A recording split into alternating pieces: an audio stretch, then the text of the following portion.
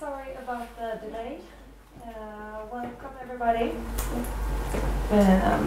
to tonight's seminar. Fotöljen is a seminar concept in which the members of the ceremony group are responsible for the arrangements, and the setup tonight will be 45 minutes of presentation and 45 minutes of questions and discussions. We will also live stream the seminar, so when the time comes for questions and discussion, it is very important that we speak into the microphone so that our viewers on the web will be able to hear us. And we are here tonight to talk about India, which is in a period of transformation. And today we sense a split between the young urban community and the traditional rural community. And the fragmented cultural values have resulted in widespread violence within the society. And in 2012, the gang rape in New Delhi sparked mass protests all around India. And the questions we ask ourselves tonight is if these protests were a sign of a changing India in regards to women's rights. And what are the challenges in the work of gender equality in the Indian context? To shed some light on these important issues, we have invited Suruchi Thapar Björket, who is a senior lecturer at the Department of Government in University of Uppsala. So over to you, Suruchi. Thank you so much, and thank you to all of you for having me here and for hosting this talk. Since this is an extremely controversial subject, so if there is something that I say which needs further explanation in terms of some categories, then I suggest that you just ask, otherwise it might be difficult. So my interest in this subject has been partly because I have been researching on issues of violence against women, but not so much focusing on interpersonal direct violence, but looking at more at features of symbolic and structural violence. What I'm going to talk about today is the materiality of violence, and I have been looking at this subject partly because as somebody who was not present in India, but somebody pretty much as a outsider within, you could say, in methodological terms. I have been following this case for a very long time now, and I'm going to share some of my ideas with you today.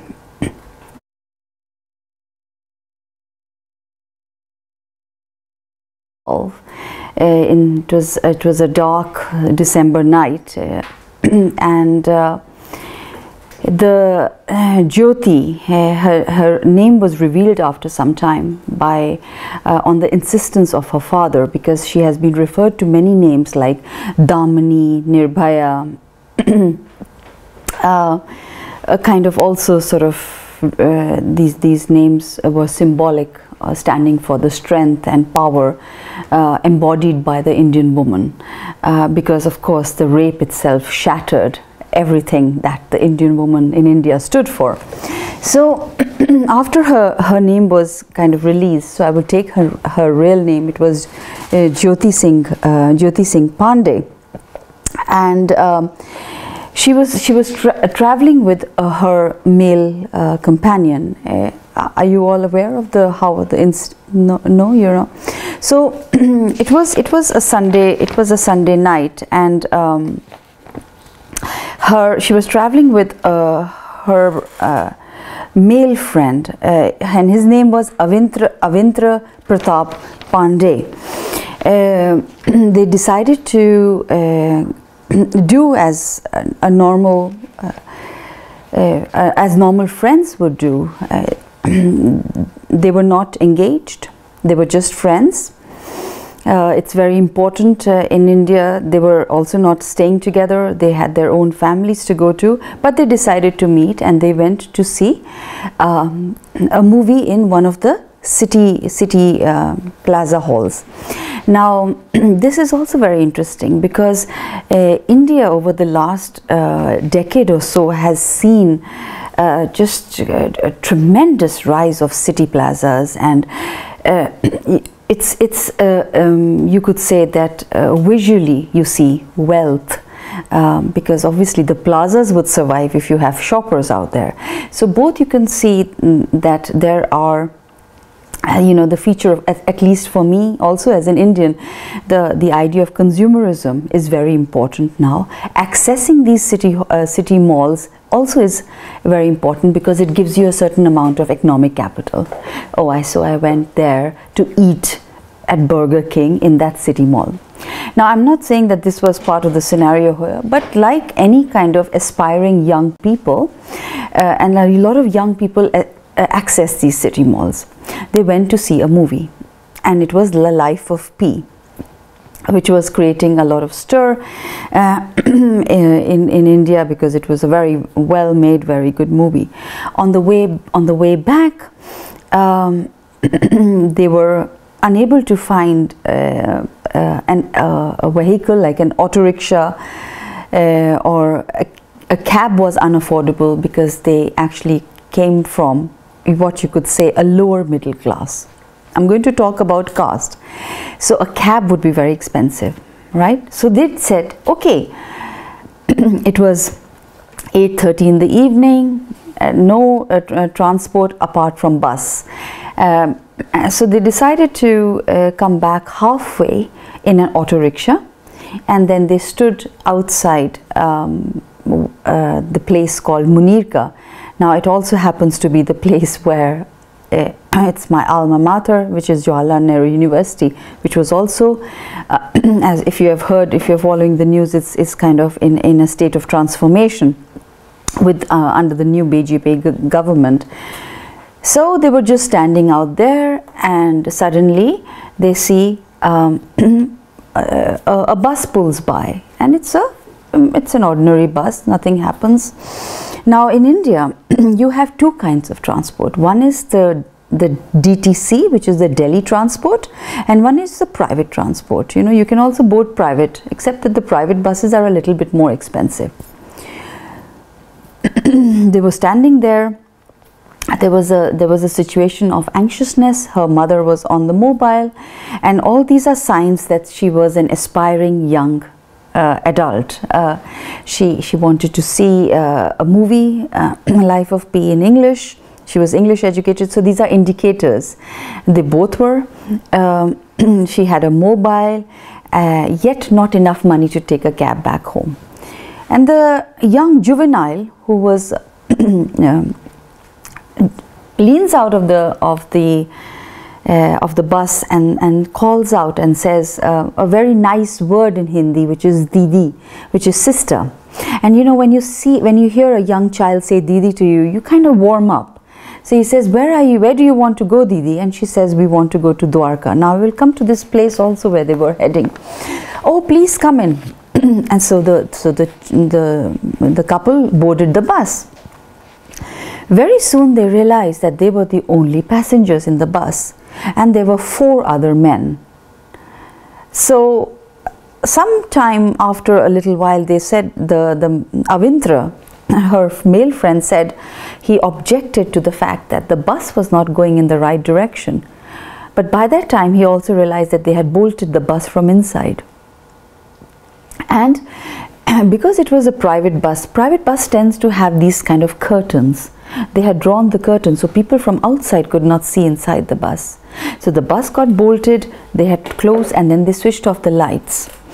Then the taunting started, which is also very significant for the discussion today. They said that, what are you two doing so late at night? I mean, 9 o'clock for us would be kind of a very normal time to go home. And it was this kind of sort of statements that were made by the assailants towards the young couple that got them into the fight. On which the prime person, who was later found hanged in Tihar jail, he asked for an iron rod. Now every bus has a toolkit. So an iron rod was brought out from the toolkit, and the boy was hit with the iron rod first on his head. Now there are kind of I have heard about two versions. He claims that he was slipping in and out of consciousness. When you hear the rapist's interview, which we will also, he says that he went and hid between the seats. So we don't really know, but let's say that he tried his best, but he was hit by the iron rod. So then they dragged the girl to the back of the bus. Now bear in mind, this bus is moving on Delhi roads. So this was a very unusual kind of a rape that was taking place. Of course, gang rapes we have heard of, but on a moving bus. And the bus kept on roaming around in Delhi. Now, one of the things that is very, very strange is, what was the police doing? The police is always on patrol in the night. Didn't they see a very strange bus with no lights, and it's circling in Delhi? And it passed through, a lot of CCTVs were capturing it. That's how they've got but nobody stopped the bus. And of course the girl was screaming inside the bus, and you couldn't hear it because they had also drawn the curtains. So they took turns to rape her. Now, what I wanted to highlight today is that this was not the first time that as an Indian I had heard somebody being gang raped. But what I would like to stress here is the brutality of the rape that was. And I think that was one of the things that I wanted to point out, that it was not only the brutality of the rape, but it was also that the iron rod was used to penetrate the girl. And what happened consequently was that it led to a total internal damage of her organs. And in the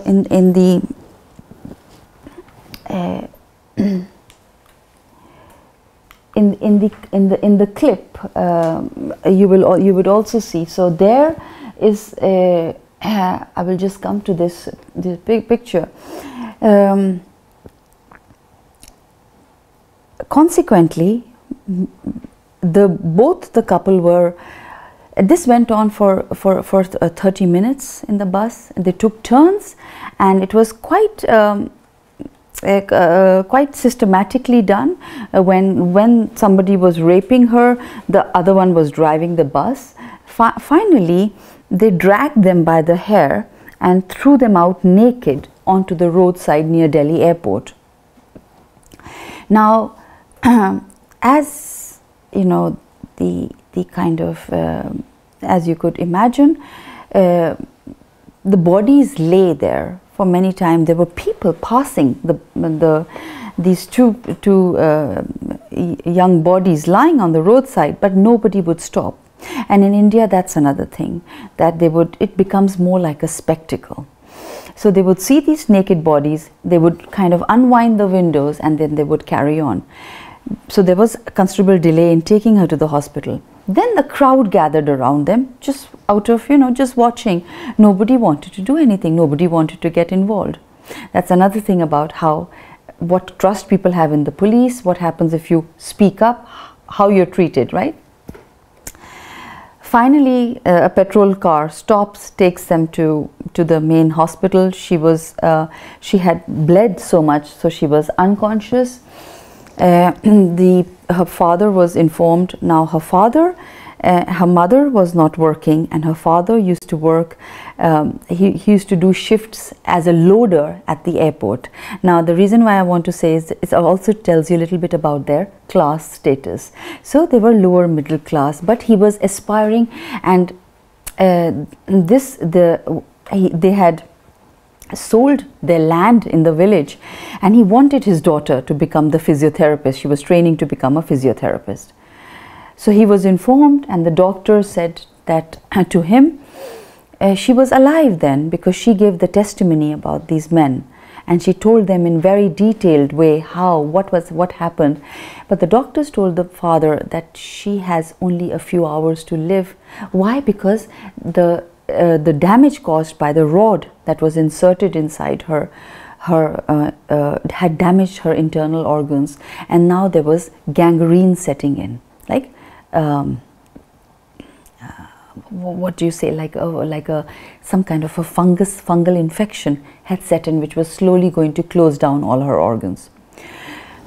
So when the news happened, so this happened in the night. In the morning, of course, there has been several pieces that have been written which are extremely important, and I could also refer to them also, which talked about the importance of social media.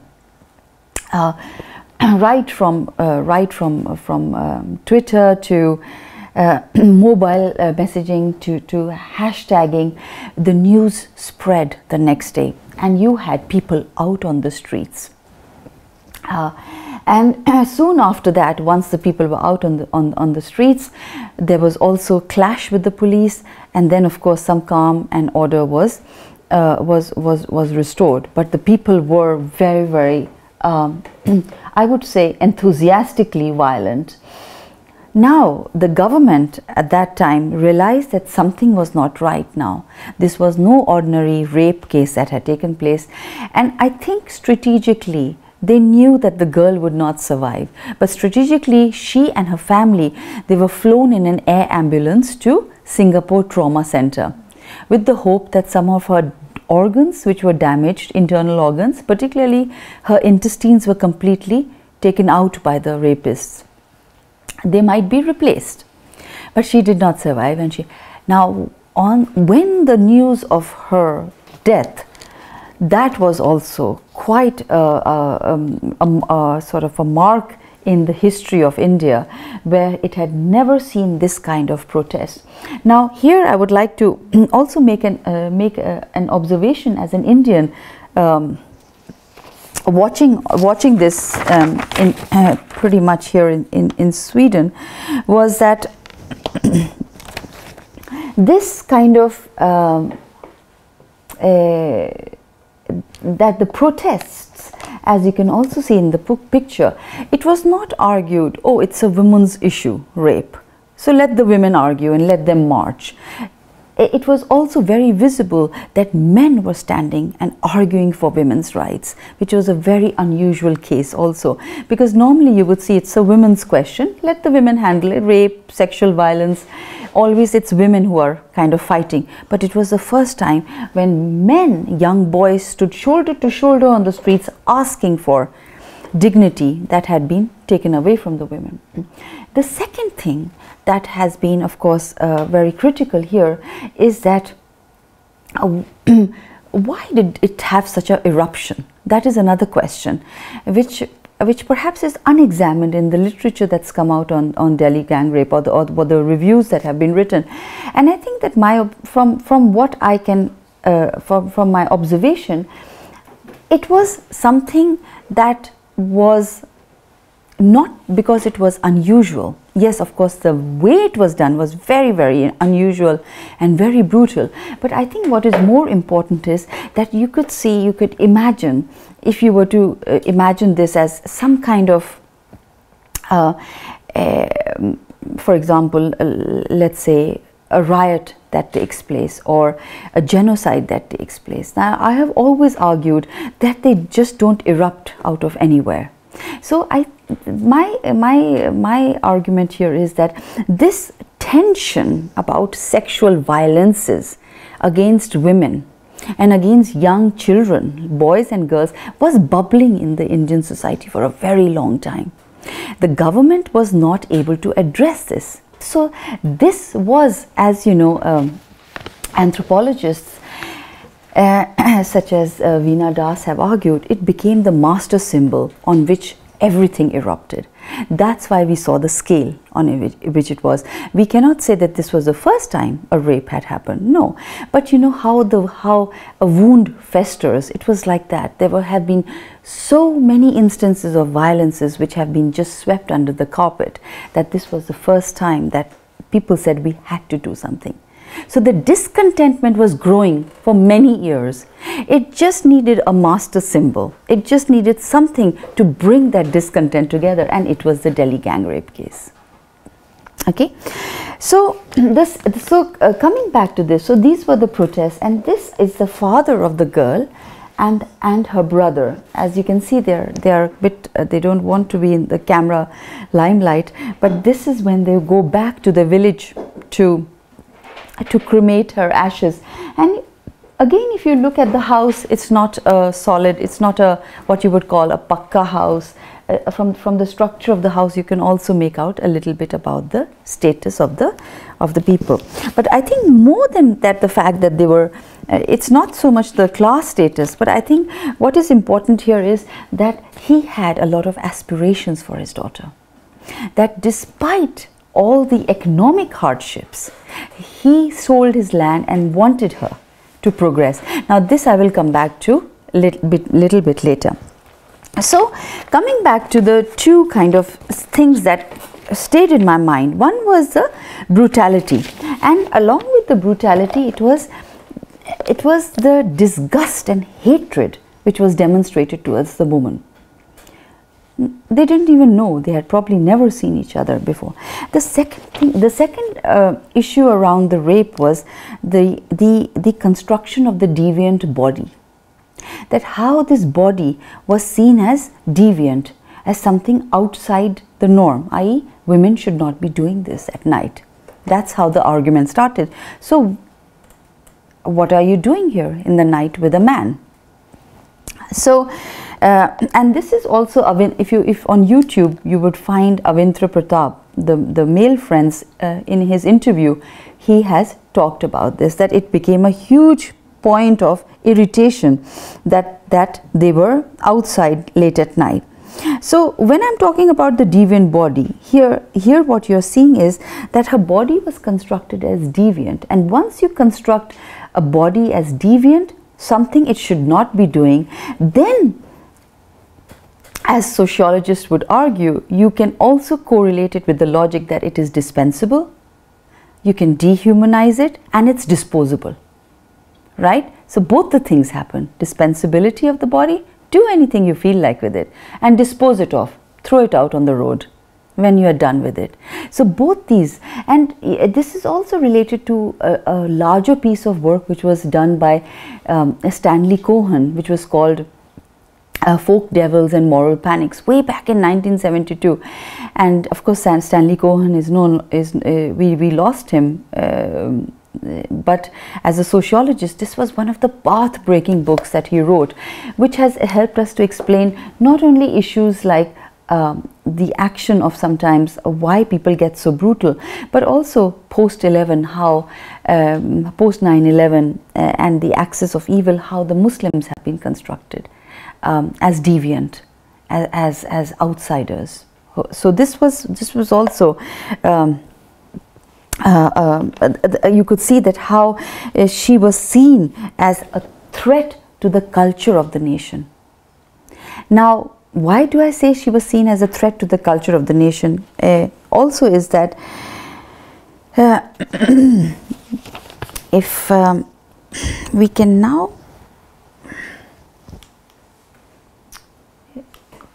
play the clip, India's Daughter. And after this clip, we will analyze it a little bit.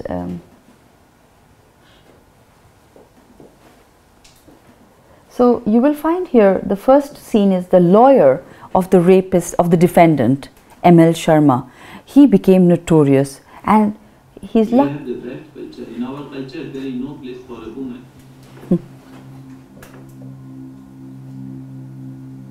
The brutal gang rape of a 23-year-old girl on her way home from a movie triggered an awakening that took many by surprise.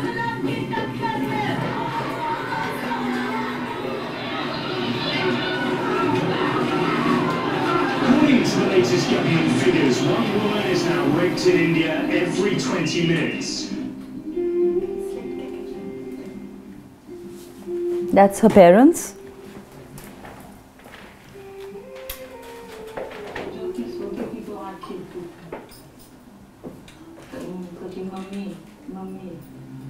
ताली जब एक हाथ से नहीं बजती, दोनों हाथों से बजती है। अगर कोई शरीफ लड़की होती है रात को 9 बजे मतलब नहीं घूमती, That's how the bus looked in which they had bought. This is the rapist, one of the rapists. 15-20 minute गाड़ी चली, नहीं चलेगी, लाइटें बंद कर दी थी, भारी धमकी दी। जिस लड़की को मारा था, जाके उस सीटों के बीच में छुप गया बस। सारी लड़की चिल्ला रही है, बचाओ बचाओ। भाई को रोज मारपीट के पीछे ले गए, हाथ आ जा रहे थे, बारी बारी से।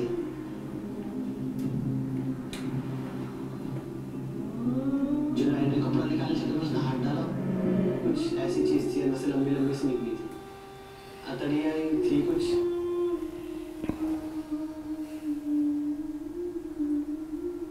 The lady, on the other hand, we can say the girl or woman are more precious than a gem, than a diamond. If you put your diamond on the street, certainly the dog will take it out. You can't stop. एक ही कलो दाना दे मेरे बेटा को। भगवान ने जब बुढ़ापा का सारा बनया था, उठा के खंदा पे जला देगा, उसको हमने देखा जलाते।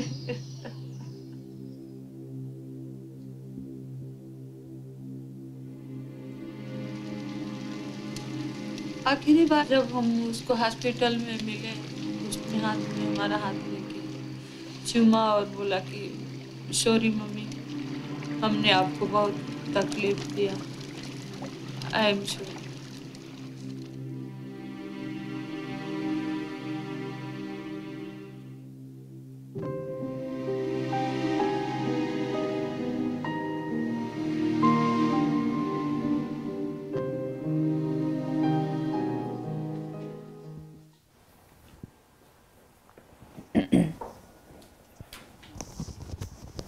So this was a clip from the movie that was made by Leslie Uswin called India's Daughter, and after that, after this, the movie was banned by the government of India and is still banned, partly because she interviewed the rapist who. As you can see, talks in this controversial way. I mean, the first thing he says is that you don't clap, that you clap with both hands, i.e. suggesting that it was not just his fault, but of course the circumstances kind of led, also suggesting that, you know, she could have been, she was part and parcel of the rape. But also the lawyer M.L. Sharma, who was lucky that he was not lynched by the women in Delhi, also says that that a girl is like a diamond. If you put out a diamond on the street, i.e. suggesting about the rape, that they were on the street, any dog will get it. Of course, you know, he's also supporting that what the rapist did was quite okay, because it was the girl's fault as the diamond to be out at the same. So you can see the sort of the the undercurrents but I think that I was kind of thinking about the work of Mikhail Bakhtin, who's a Russian philosopher, and Mikhail Bakhtin in something else that I have written on, which I will also talk about, in terms of other kinds of violence against women. This kind of this idea about Mikhail Bakhtin, about what he calls the authorized transgression, that it was completely okay for the rapist to do what they did. So in some ways that the transgressions they made were authorized. They were authorized, and you can see from the statements made by the lawyer that if you tempt a man, he will grab you. So I want to now show you this. Now one of the kind of the paradigms that came around the rape case was the discourse of westernization, and the international media as well as national media had many problematic representations of India. For example, the CNN said it was the rape capital of India. But within India also, you would have people like Mr. Mohan Bhagavat, who would argue where Bharat becomes India with the influence of Western culture. Now, Bharat is sort of the original, the Sanskrit word for India, which was also at the time it was used during the anti-colonial resistance against the British. And Bhagavat is actually from the Rashtriya Swamsevak party, which is the sort of the right-wing party, and sort of the kind of the, you could say, the ideological influence on the Bharatiya Janata Party, the current party.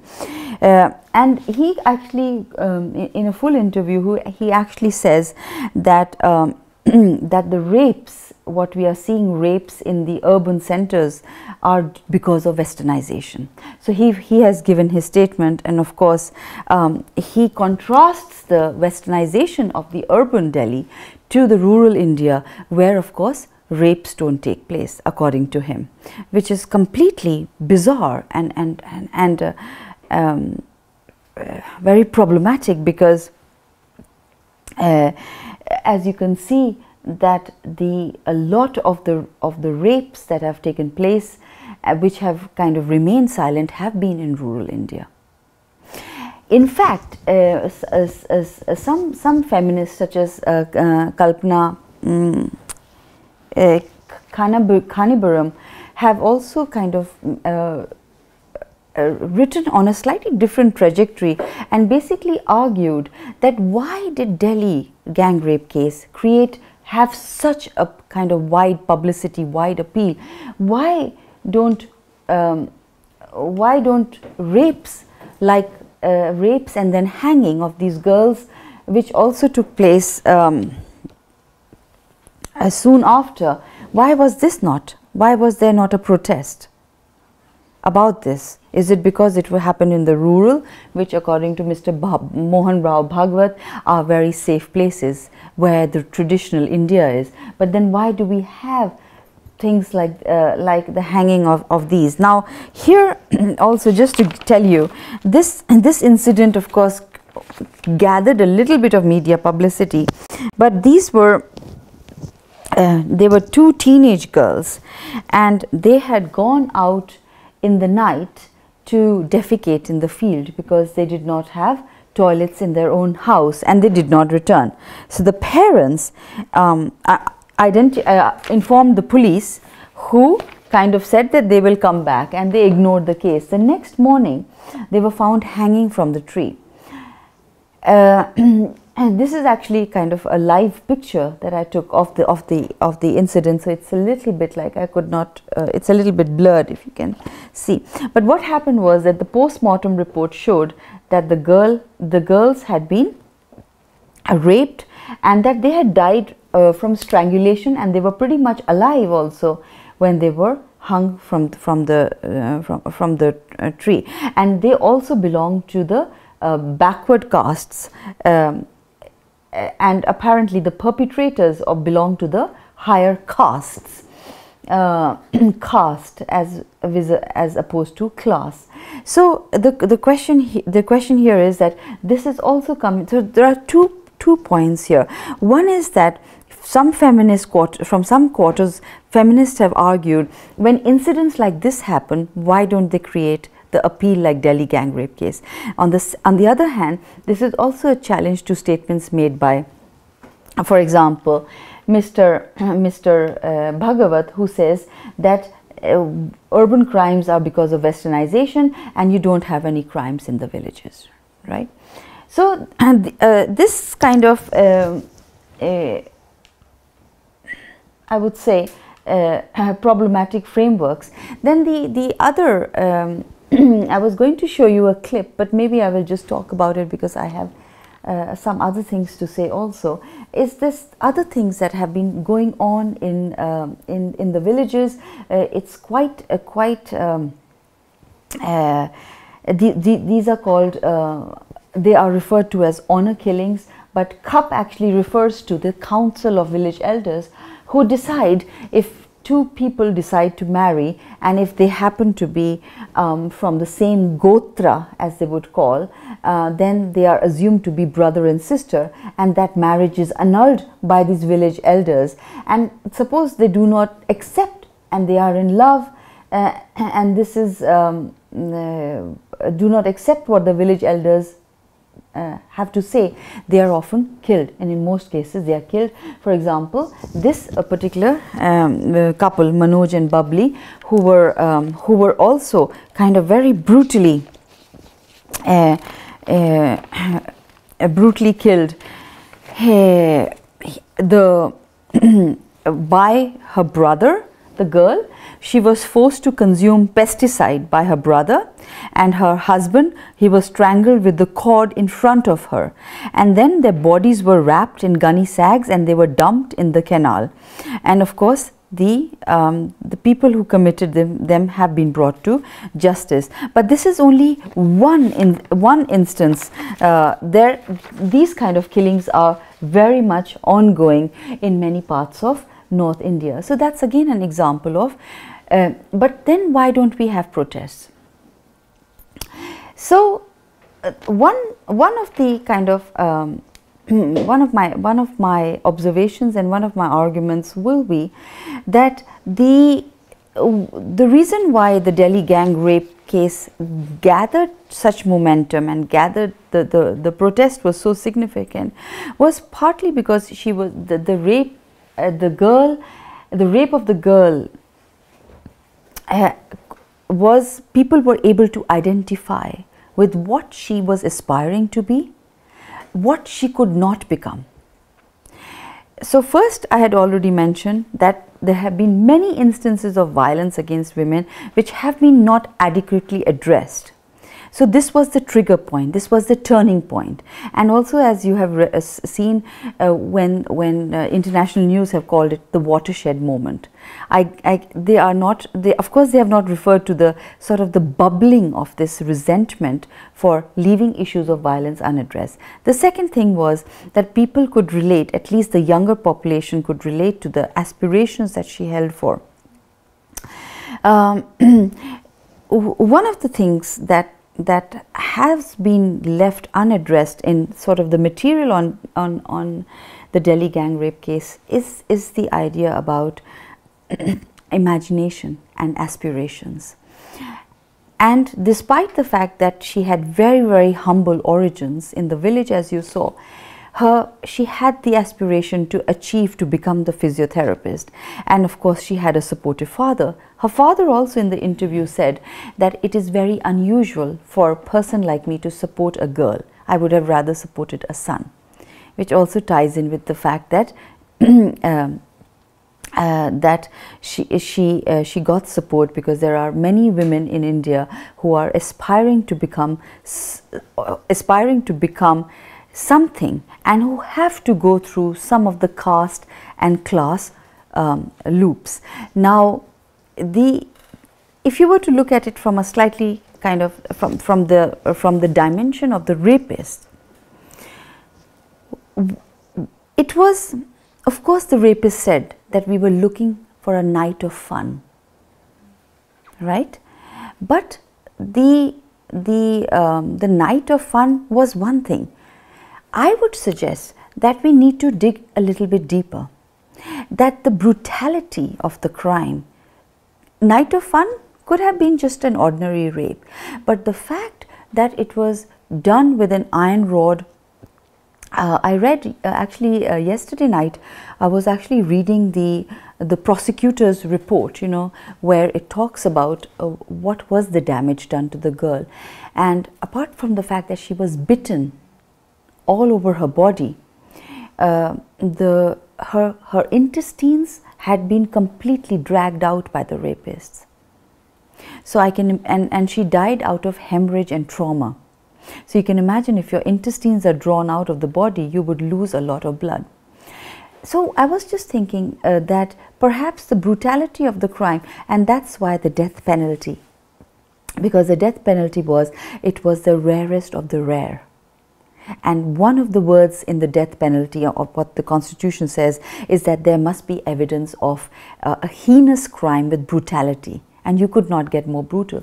So I was just thinking also that perhaps we need to kind of move beyond these international media reports which have talked about just rape, and maybe we need to even talk about the political economy of violence.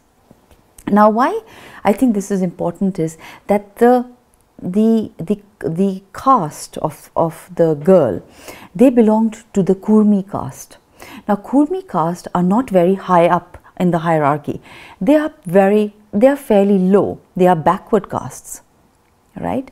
But because of the reservation the reservation policies by the government, they managed to acquire some land. So when India entered into the post-independence phase, a lot of the land was redistributed, and those who did not have land got it. So in the interview also, the father of the girl says, look, we sold our land and came to Delhi so that she could study, right? So the land that they got was part of this. So these are still backward castes. You can't say that they are higher caste, but through reservation, through having the right kind of aspirations and imagination for change. And I mean, if some of you might be familiar with the work of the anthropologist Arjuna Padurai, who talks about that how important it is to imagine change. That is itself very revolutionary. If you are not able to imagine change, very rarely you would succeed. And he was able to imagine the change. Now, so Kurmi caste were them. But the brutality of the rape also could be the fact that the fact that they were upwardly mobile caste allowed the daughter to access the public sphere, whereas the rapist came from a slum which was also called the Ravidas slum colony. She had a future. Their future was stagnant.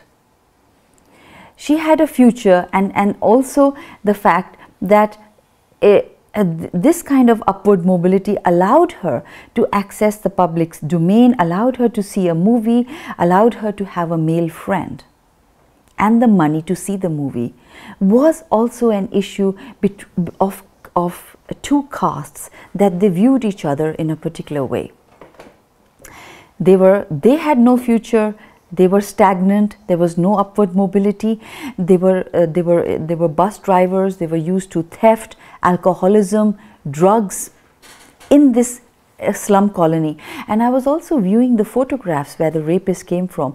I mean, they did not even have proper drainage. They would get clean water only for 2 hours a day. So they were, and she was living in Dwarka, which, you know, when you come from the Delhi airport, it's the first sort of the settlement that comes. And Dwarka is a settlement. It is still on the outskirts of Delhi, but it's a settlement for newly arriving migrants. So it's kind of the bridge between between Delhi and the rural India from where they came. So they were settled there, and Dwarka is very upwardly mobile, right? So when the boy asked her, the juvenile, where do you want to go, sister? She said Dwarka. So they could also judge, you see, where they are headed to. You know, people are able to relate to things. So there was also something more to this rather than just rape. There was also an issue of caste. And I think that we need to understand this more in terms of political economy of caste, that how caste itself makes some people vulnerable and some people upwardly mobile, right? Their caste was lower caste. They were in fact lower than the girl herself. And now, one more observation I would like to say is that when you read, let's say,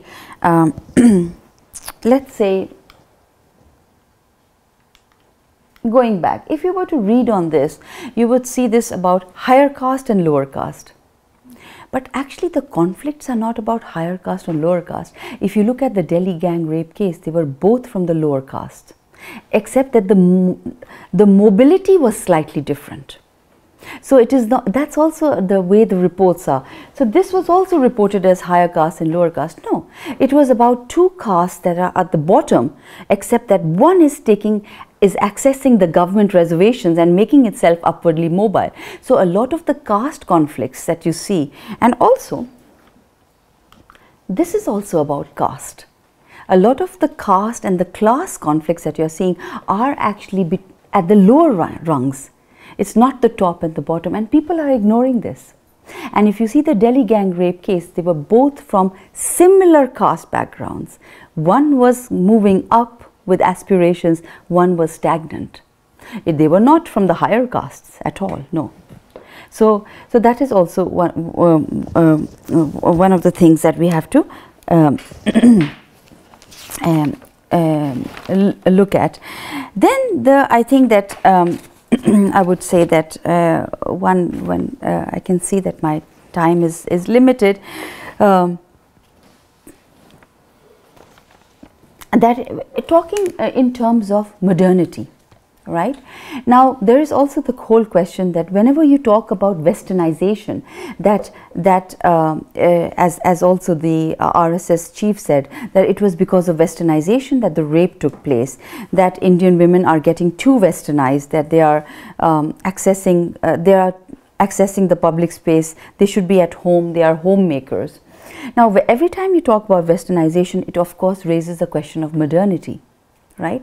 Now here in the Delhi gang rape case, the idea of modernity is highly problematic, because the modernity that was being accessed by the victim was very different from the vision of the modernity that the rapist had. So there was also a clash in the vision of what is modernity, right? So in other words, you could say that the rape case also was in a way demonstrating a rejection of this modernity that allows women accessibility to knowledge, because she was aspiring to be a physiotherapist. In her village, it was only her who was educated, and it allows you to access and enjoy amenities that you are not able to enjoy. But it was a language of modernity. So in other words, what we are seeing here is we are trying to, through a political economy of violence, we problematize the caste issue. We problematize the idea of modernity, that it was a different vision of modernity. Her vision of modernity was rejected by the rapist, and they found it very problematic, right? Because modernity has allowed lower caste to access a language of rights. It was a language of rights. It was her right to go and see a movie. It is her right to become a physiotherapist. But that was rejected by the lower caste rapist. And I think that this also has to be brought into the discussion, that to explain the Delhi gang rape case. Then I think also you could say that sort of the nexus between globalization and liberalization, it has opened another kind of world which is sometimes which you cannot decipher.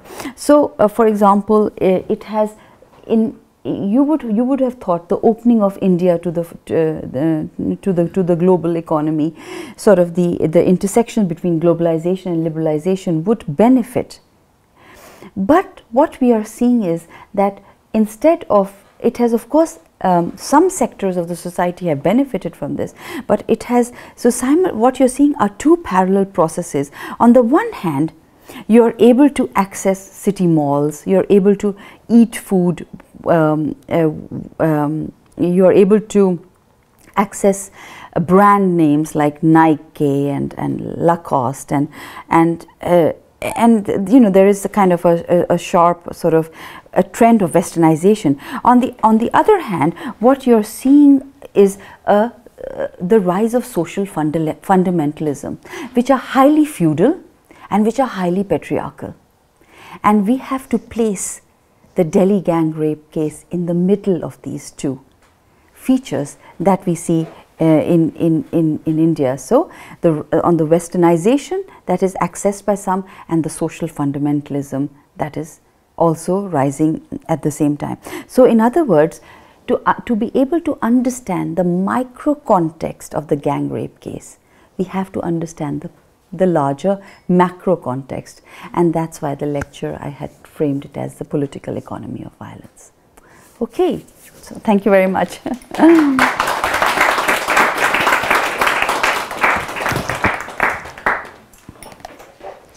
Thank you very much. Very interesting and very moving. So do we have any questions to start off with? Yes. Yeah. I am. Sorry. Oh yeah, I need the microphone. I will start with one question now, and I maybe come back with another one later. Johannes is my name. Thank you very much for the lecture. It has been very, very interesting and actually very moving in many ways. I would like you to explain a bit more about the caste versus class system, because I mean, as I understand, you can be mobile within the class system, but not mobile within the caste system. But still, some castes seem to be enabling economic mobility, whereas others apparently do not. Or maybe you can just explain a little bit more on that. Well, that's actually a very important question that you've asked, and I think that how I would like to explain that is that, I mean, of course, caste system, I don't want to oversimplify it either, but the caste system is complicated in the sense that beyond the four castes that frames most of the sort of the religious literature in India, which is the Kshatriya, the Brahmins, the Kshatriyas, the Vaishyas and the Sudras. These are the four main castes. But I would say that we really cannot understand the caste system by just following these four main castes, because what we are seeing is also subcastes, and also we are seeing the rise of the backward castes, which I was explaining earlier, which have taken advantage of the reservation.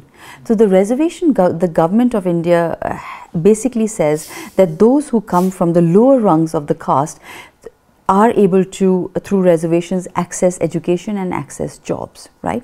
Now those have been very important, and they have been in place since 1989. So let's say I come from I'm a chamar, let's say, and I actually say, okay, right, the reservation allows me accessibility to university. So basically your seats are reserved in various public sectors. It allows me to access university education, so I will do that. Then I also see that through the reservations I'm able to access a proper profession. So I become a doctor. So from a lower caste, which was initially also lower class, because if you measure, if you kind of access class through sort of your more materially, then you would make that correlation.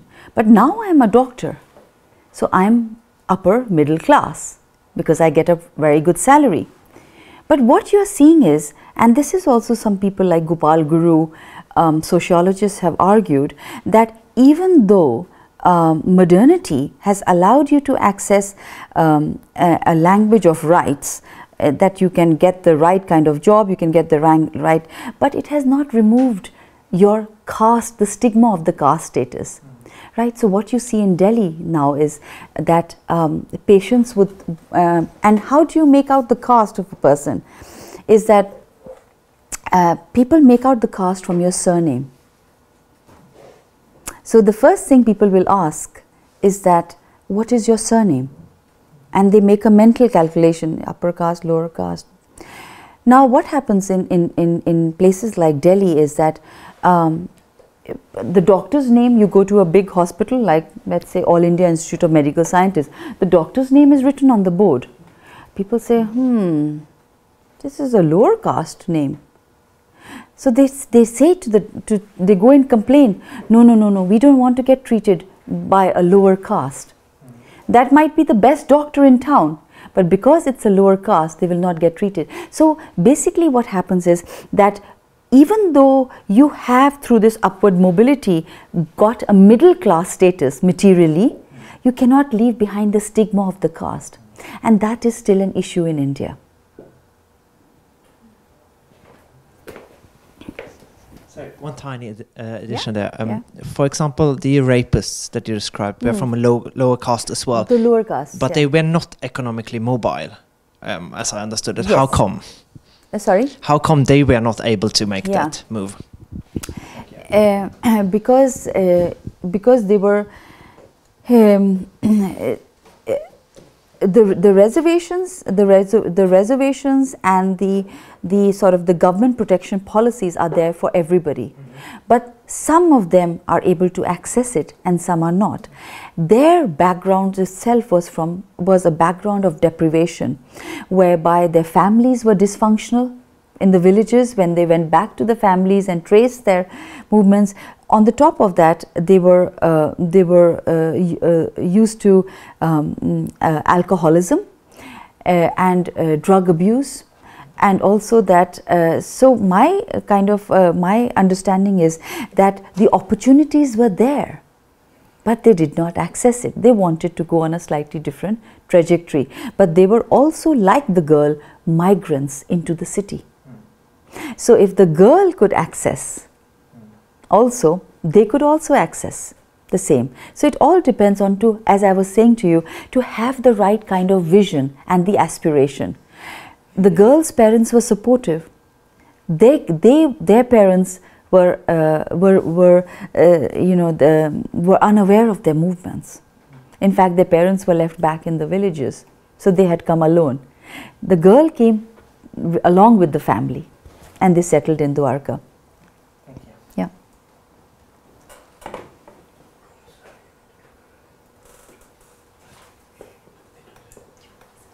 I actually have a question. Yeah. It has been 5 years now since this incident. Have we seen any actual change regarding women's rights? Well, that's also a very important question, actually. What we saw after the protests,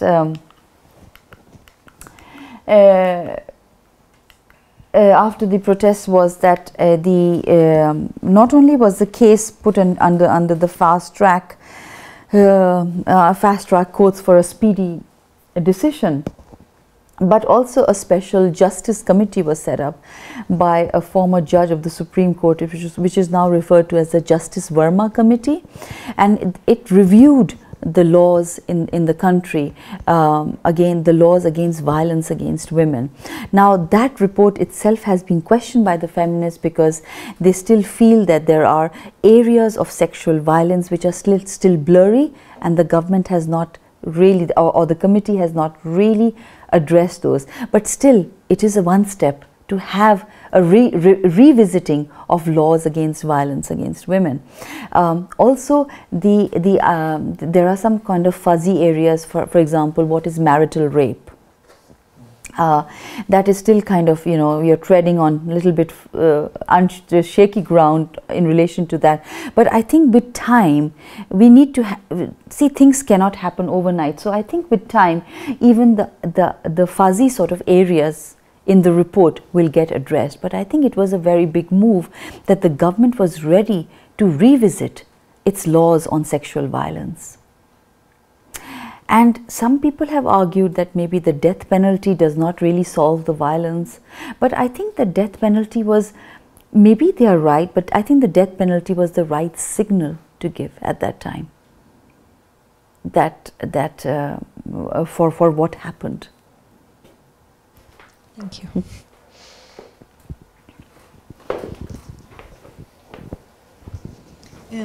So the protests after the Delhi gang rape mobilized new groups of people that previously were not really concerned with sexual violence. Is this also continuing after, as a result of the protest? I mean, men, for example, engaging in the attitudes towards rape. Mm-hmm. I think that it was a very kind of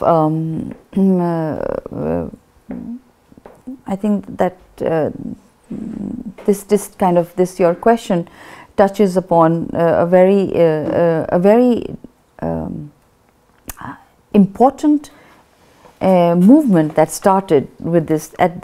As I was saying, that violence was not left as a women's issue. It became an issue that men and women had to address together. And in fact, the men were arguing at the time of these protests that women have the right to wear whatever they want, women have the right to access, and women have the right to be out at night. So and that itself for those I would say that as I was saying, that you can see both the trends. You have the modernization, westernization, but at the same time you also have the rise of the social fundamentalists, feudal, patriarchal. So I think it was the right signal that was given to many quarters of the society, that it's the new generation of young men who are arguing for the sexual rights of women.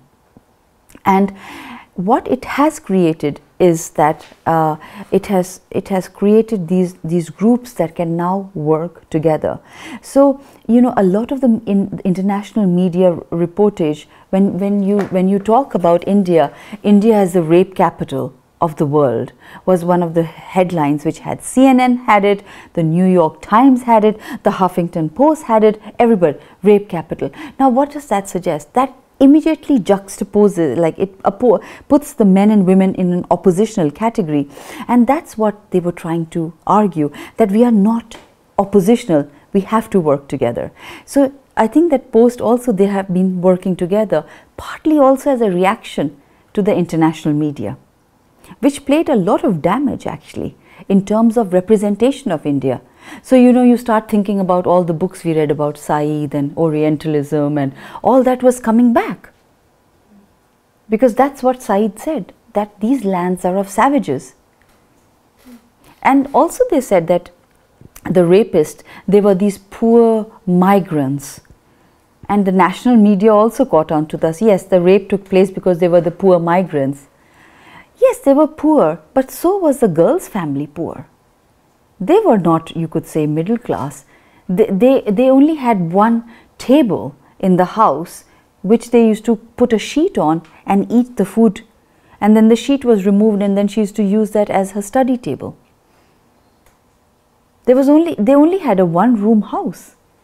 But they had a vision of change, and also the fact that that they were educating the daughter and not the sons was itself also what touched India. It was an overturn of the sort of the patriarchal norm, whereby women is the homemaker and it's the man who has to be educated. So it was completely like something that sort of struck a chord with every young man and woman in India. Well, I don't know if I have a question, but maybe a reflection.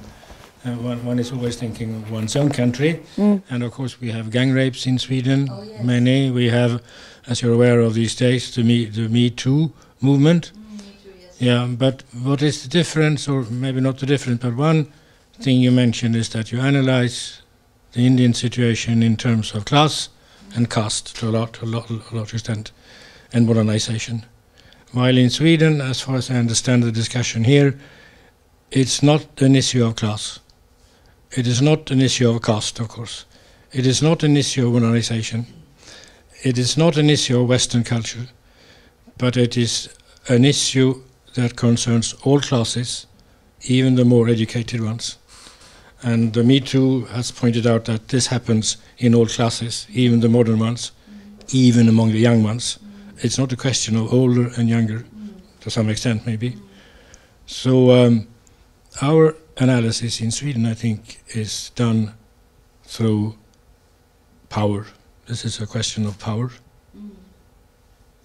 Not the power that more educated or less educated have lost, but purely power between men and women. Purely. I may be analyzing the Swedish situation wrongly now, but this is what we think. This is power. We don't try to explain it by class, and by modernization. Do you share this, or is this? No, I think that I think. And sorry, the pessimistic interpretation of what I'm saying is that even if we don't have class any longer, and even if the society is very modern, and even if everybody is able to be well educated, the problem of power will remain, basically. You don't eradicate it through these processes.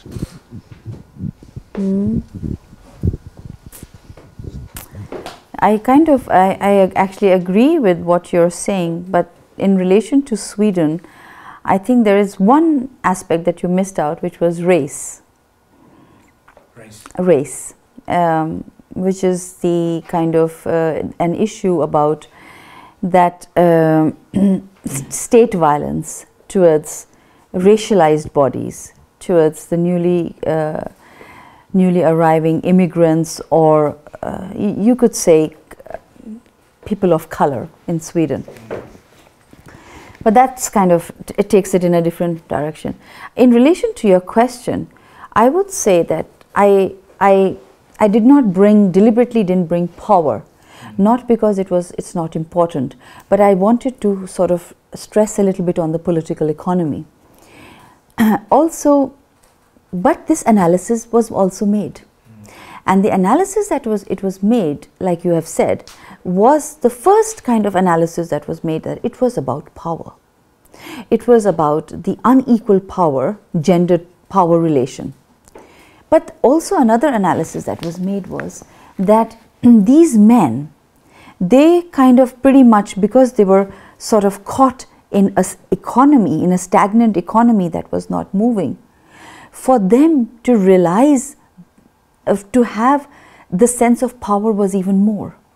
And they realized that power through the rape by making this young couple vulnerable to their needs, vulnerable to their violence. So the argument was also about power. And when the Justice Verma Committee reviewed the laws in Sweden, laws in India on sexual violence, the issue of power was very important. Those people who access power and then misutilize that in any act of violence, doesn't have to be a rape, in any act of violence. So, for example, one of the things that was questioned was the systematic rape of women by army personnel in places such as Kashmir or the border zones. So I think that I totally agree with you. I myself deliberately didn't want to, because it is an analysis that we kind of take for granted with violence. But somehow we don't really talk about the nexus of class and caste and what that does.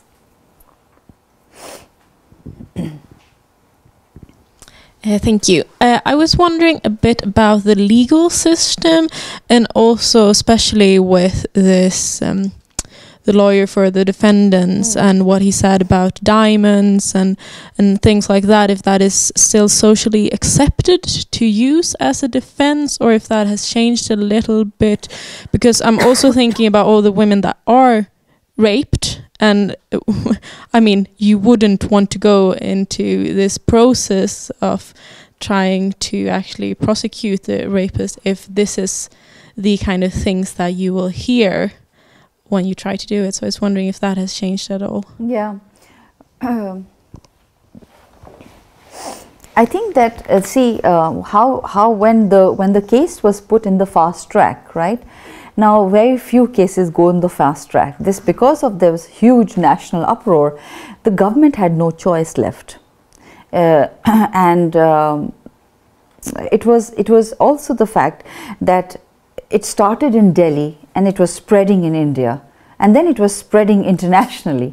People all over the world were protesting about this, forming groups and protesting.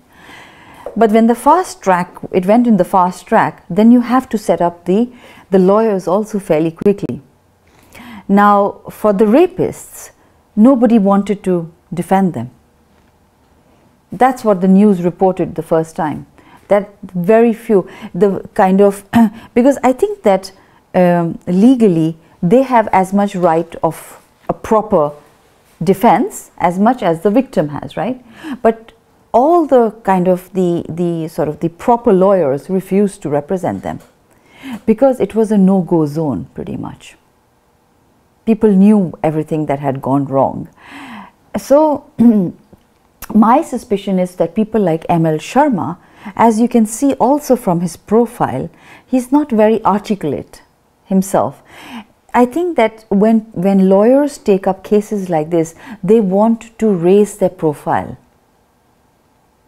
but at the risk of being lynched, because people were very upset for him to talk in that way. And also he made more controversial statements. For example, he said, how can they identify the rapists?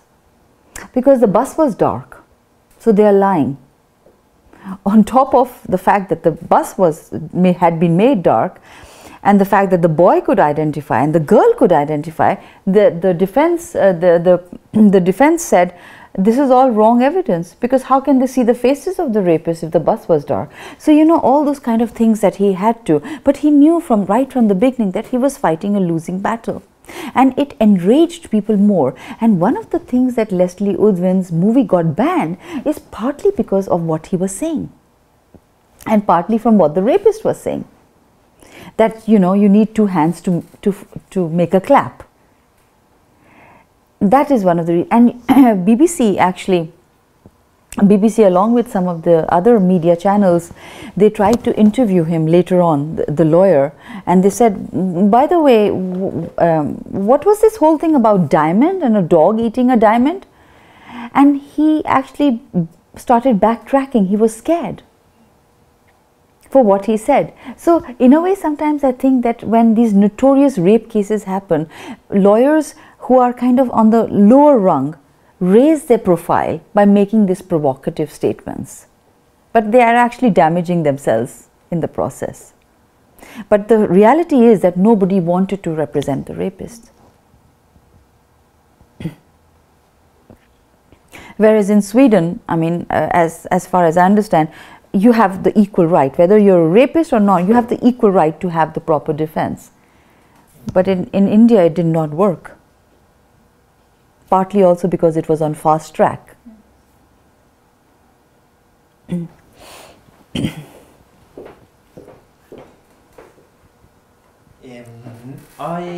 Sorry for taking over the conversation. I will go back a bit to the caste and class. I had one question left there, which is on, I mean, you described that the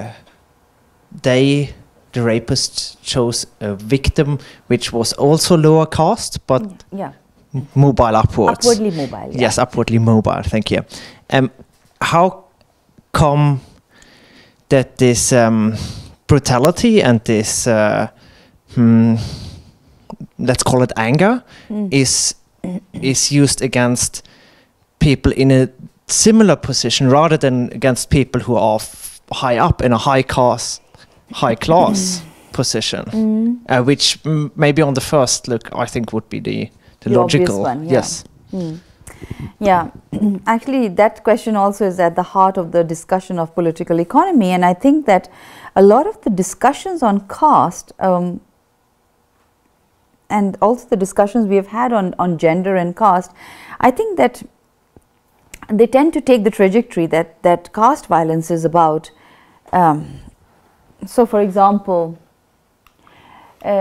this incident has been analyzed, or even this incidents have been analyzed as the discussion between higher caste atrocities over lower caste.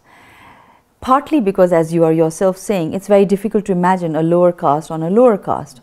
But the fact is that this is what I would call in some piece of work that I have done, the strange bedfellows. That they are more likely to commit violence on each other because they want to stop the other one from getting the upward mobility, because it's a reminder of their own stuck status, as it was also for the rapist. Yeah, where do you want to go? Dwarka. Immediately a mental calculation, Dwarka.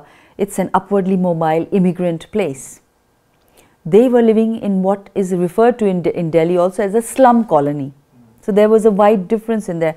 But but I think that this is where most of the analysis is a little bit faulty, in my opinion, is because they are not really able to understand that among the backward caste, you just don't have one homogeneous backward caste. It's divided, it's heterogeneous, and one backward caste will fight with another backward caste on the basis of upward mobility. Why?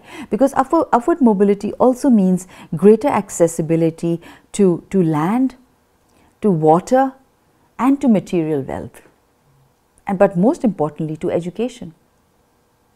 And upward mobility allows you to leave the village and move into the city, which is what the girl's father had done.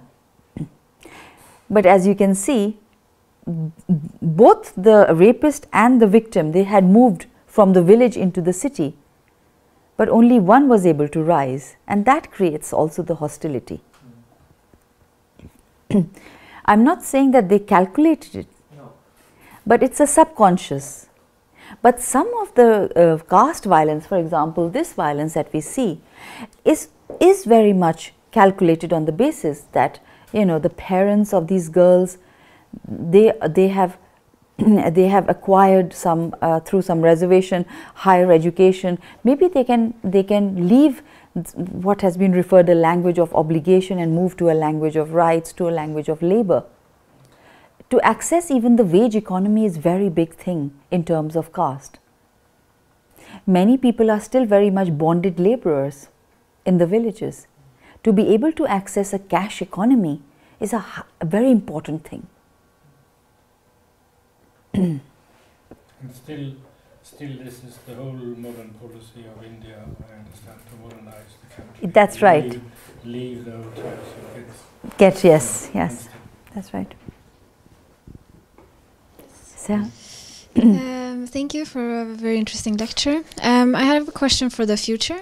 As you said that the middle class is increasing, yet you have a big substantial group that is still in poverty. And when you look into the future, would this polarization between these two persist? And also in terms of the upward mobility part of the ones belonging to lower castes, what are your views about this? And also maybe you can take in the government aspect. You have the Modi government and what they're doing about these issues. Yeah, thank you. That's a very because it's a issue that is it's a difficult question you've asked me, and I'll try to answer from some of the thinking and analysis I do about what the future is. The current state of affairs in India is not good, actually, to put it bluntly. And the reason why it is not good is that the Modi government, even though it is sort of wants to make India into a sort of a new kind of make in India economy, the nationalist agenda around this is very fundamentalist. He also, the fact that he advocates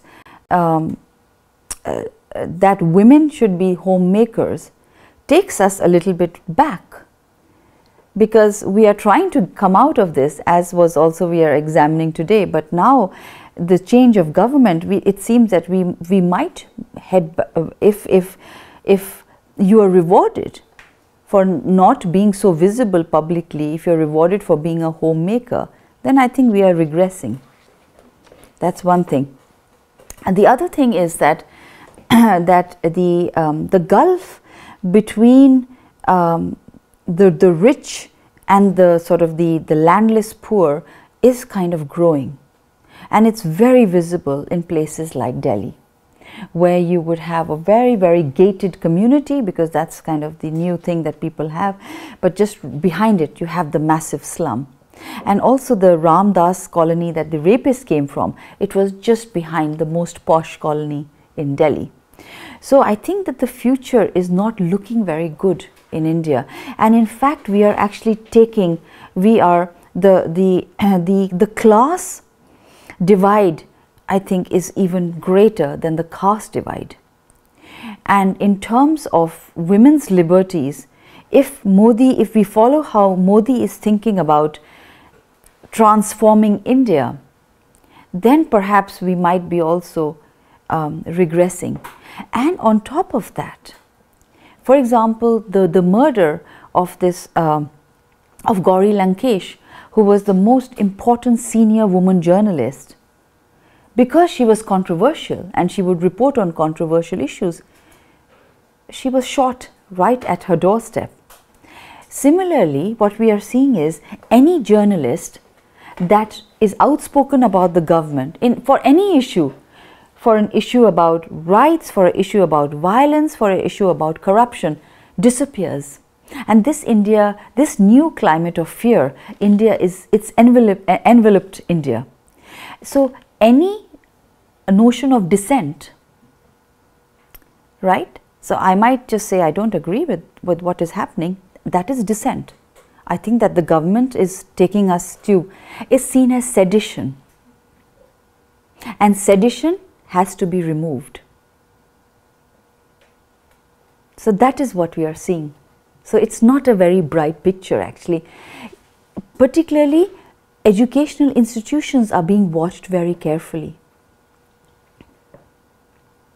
I come from a very radical university, JNU in New Delhi, and if some of you have seen the reports, it is the university which is very, very closely monitored by the government now because of this whole idea of freedom of speech. So the first thing that has been eroded or is getting eroded is freedom of speech. So it's kind of a very sort of neo-colonial, very fearful atmosphere. You don't know who is watching you. Academics are particularly being watched very carefully, what they are writing, where they are writing, and to whom they are speaking. So, Do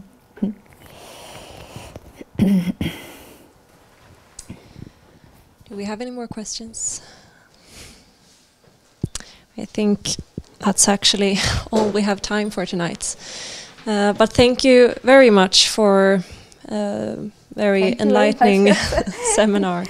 Thank you for hosting the seminar. And it has been wonderful. It's a very nice setup to be able to talk to a small group, very intimate, I would say. Yeah. Very different from a classroom lecture and overheads going on, and so thank you very much for having me here. Thank you. You have more people in your classroom lecture.